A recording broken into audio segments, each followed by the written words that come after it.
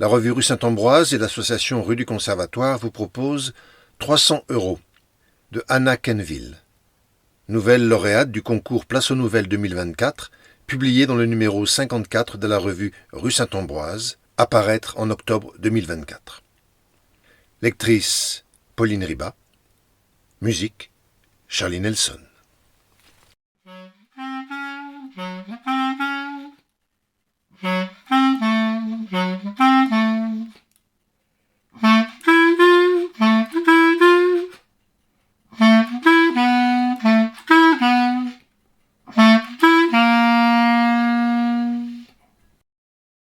20 ans que mon cerveau n'a pas écrit. Pourtant, dès aujourd'hui, je noircirai un morceau de papier et courageux, je lui offrirai. J'ai pensé m'arrêter à cette feuille, peut-être parfumée, mais blanche de mots. Ici, le papier se raréfie, se déniche, s'achète à prix d'or et tapisse les intérieurs bourgeois. Celui d'Eva, affiché fièrement en arrière-plan de nos visioconférences, est d'un luxe indécent. Pour retenir son attention, je n'ai vu qu'une seule solution. Écrire de ma main un message né de l'esprit. Un travail de titan. En France, la propriété des textes n'existe plus depuis qu'écrire sans penser est possible. L'IA est notre signature commune. Mes parents évoquent parfois avec nostalgie l'écriture manuscrite, tout en reconnaissant son inutilité chronophage. La lenteur passée s'oppose à la vitesse gagnée grâce au langage de l'IA. Lorsque je l'interroge sur ces années, ma mère grimpe au grenier chercher quelques cartes postales, des to-do list ou autres lubies de jeunesse. C'est une petite boîte, dans laquelle il y a du papier et de l'écriture moche, fascinante, penchée et raturée. Mon père, lui, n'a rien gardé. Il avoue détester les manuscrits et avoir toujours écrit à l'ordinateur. Seules quelques-unes de ses lettres typographiées se trouvent au fond d'un tiroir, chez ma grand-mère. Il n'a jamais souhaité les récupérer. Lire l'écriture manuscrite suscite mystère et exotisme. L'irrégularité des lettres, les fautes d'orthographe, la pensée déstructurée et ses ratures, tel un CTRL-Z visible, m'apaisent. Même un post-it, vendu pièce en brocante, me fait l'effet d'une œuvre d'art. Il y a derrière chaque lettre difforme une pensée originale, contradictoire, animée par un être réel puisque défunt. Que signifie lier le point d'un i avec la barre du L? Est-ce une âme pressée ou celle d'un musicien mariant les mots comme il enlace les notes? Les caractères blancs et froids de l'IA ne traduisent aucune hésitation. L'absence de doute crie celle de l'homme. Ma fascination est probablement liée à un effet de mode. L'écriture manuscrite est gage de reconnaissance sociale. Elle s'imprime sur les sacs, les vestes, les chaussures ou la peau. J'ai même aperçu dans la rue une voiture de luxe gribouillée d'écriture. C'est un modèle original, dit-on. Quelqu'un aurait écrit de sa main sur le véhicule. Pas sûr que les mots soient de lui, néanmoins.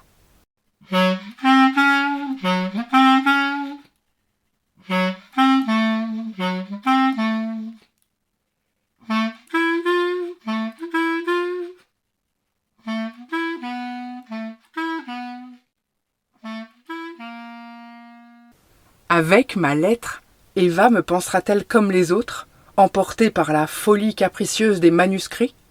Brinque-ballante avec son sac imprimé Duras, il est certain qu'elle y verra un charme ou, du moins, un produit intéressant à revendre. Voilà déjà plusieurs semaines qu'un bloc de feuilles d'entraînement me défie sur mon bureau. Peu d'amis ont su me dire comment le noircir. Nous avons perdu l'habitude de réfléchir avant d'écrire et préférons lire en diagonale, répondre en mots-clés ou entretenir une relation orale avec notre IA. Dans la rue, je les vois, souriant à un hologramme, l'être aimé en effigie autour du cou, au bout des clés ou sur l'oreiller. Je suis sortie 6 mois avec une chanteuse digitale jusqu'à ce que je la débranche par manque de contradiction. J'aime Eva pour son mauvais caractère, mais cette raison ne peut constituer l'objet de ma lettre. Une lettre à la blancheur persistante. Passé ces tricheuses digressions, je m'installe enfin à mon bureau, saisis le bloc de papier, puis le stylo appelé 4 couleurs par le vendeur. J'ai dépensé une petite fortune pour obtenir ce long tube en plastique mâchonné au sommet. C'est un objet rare, m'a-t-il dit, en indiquant la partie dorée. Détaillant la chose avec curiosité, je glisse l'une après l'autre les encoches de couleur. Le cliquetis à chaque changement de teinte est plaisant, presque addictif. Jouer avec le stylo retarde volontairement la nécessité d'écrire, et je perds 3 minutes à écouter cette nouvelle mélodie. Puis le choix de la couleur s'impose. Noir, en opposition au blanc de l'IA. Première distinction. Tenir le stylo s'avère difficile. Le tube glisse entre mes doigts flasques et tombe au creux de mon pouce. Lorsqu'elle penche trop, la mine cesse de tacher la feuille. À la verticale, elle perce le papier. De violentes crampes paralysent rapidement ma main gauche. Je n'ai écrit aucun mot. Uniquement des lignes amorphes dignes d'un animal. J'interpelle alors l'IA. Comment tenir un stylo? Elle me conseille une méthode courante en 8 étapes, que j'adopte partiellement.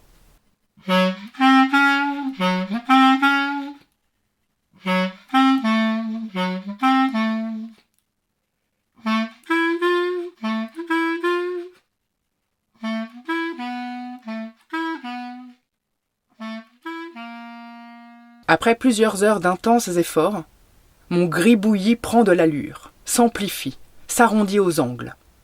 J'invente même de nouvelles signatures en ajoutant des spirales supplémentaires. L'acte d'écrire, maîtrisé enfant et insurmontable adulte, me revient. S'accumule en un tas informe une citation modèle demandée au hasard à l'IA signée Mère Teresa.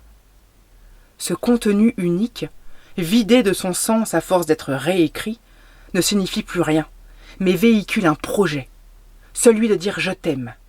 Les traces apparaissant sous ma main agitent mon cerveau comme jamais les mots lus quotidiennement sur l'IA n'ont réussi à le faire.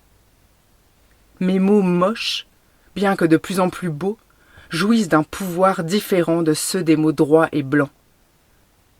Écrire à la main procure le sentiment unique de réfléchir. Conforté par cette analyse, je poursuis avec acharnement mon travail. Il me faut à présent doter la forme d'un sens inoubliable, proprement humain. Dire l'amour à la manière d'un homme.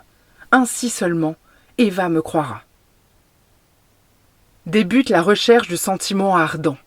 Je fouille les eaux peu profondes de mon liquide cérébral en espérant y saisir des mots galants qui, réunis, caresseront Eva. L'IA me suggère de suivre une méthode déductive en allant du général au particulier. J'écris alors en lettres capitales le mot « amour », trace une flèche, puis celui d'Eva. Une flèche encore, mon prénom, Paul, le signe égal et toujours. Ce schéma une fois fait, rien ne se passe.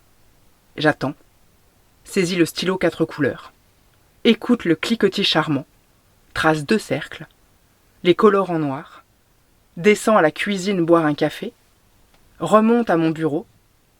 Observe à nouveau le schéma quand, soudainement, amour s'associe à love.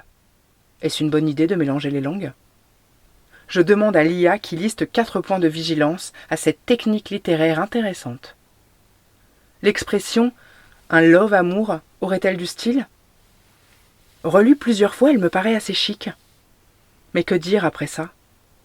S'arrêter là? Rentabiliser les achats m'oblige à continuer. Des expressions prêtes à l'emploi, entendues dans des films ou des chansons, me parviennent encore. L'anglais obstrue constamment le passage au français. Après 2 heures à sonder mon esprit apparemment bien vide, j'abandonne. Dans ma bouche et sous ma main, l'amour ne s'invente pas. Serais-je aussi indolent que l'IA? Il est vrai que, comme moi, elle n'a jamais touché personne. Dans un dernier espoir, je me force aux souvenirs anciens des cours de littérature. La professeure affichée à l'écran évoquait Racine, Alfred de Vigny ou Marc Lévy comme écrivains du sentiment amoureux. Les résumés envoyés par l'IA sont eux aussi peu inspirants. Voilà que mes mains moites ne retiennent maintenant plus le stylo. Le ridicule de mon entreprise dégouline sur ma peau. L'aide de l'IA semble inévitable.